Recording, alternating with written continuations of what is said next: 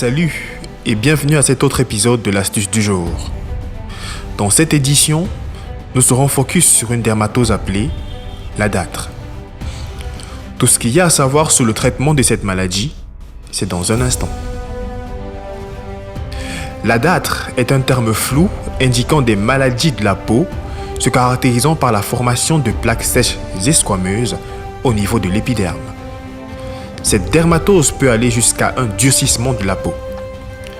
Alors au XVIIIe siècle, l'école vétérinaire française d'Alfort est très souvent consultée pour des problèmes de gale et de dâtre chez les animaux domestiques dans un grand nombre de troupeaux ainsi que chez les chevaux du régiment militaire.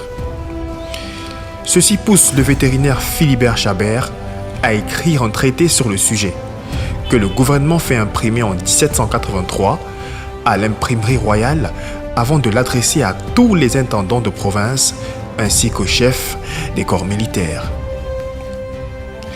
Cet ouvrage est réédité et à nouveau largement diffusé en 1785 et en 1787. Philibert Chabert soignait les dâtres par des émollients, puis des onguents mercuriels et si cela ne suffisait pas, par un onguent à base de plomb dit extrait de Saturne s'ils avaient résisté au mercure. Voici quelques astuces pour mettre un terme à cette dermatose. Utilisez des émollients ultra performants jusqu'à disparition de la lésion. Utilisez des crèmes hydratantes. Optez pour une crème de jour rélipidante pour le visage et le corps. Appliquez éventuellement un masque hydratant une fois par semaine. Des soins à base de cuivre ou de zinc pourront être préférés sur la lésion pour leur capacité à juguler l'inflammation. Un gel d'aloe vera pour apaiser. L'aloe est connu pour ses vertus hydratantes mais aussi anti-infectieuses, apaisantes et cicatrisantes.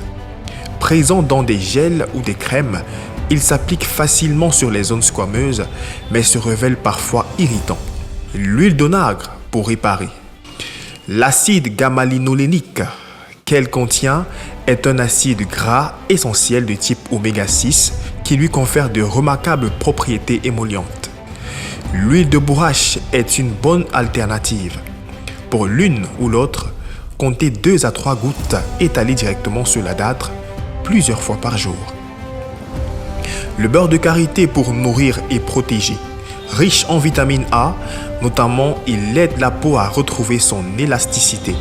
Faire fondre un petit morceau au creux de la paume, puis appliquer un léger massage circulaire.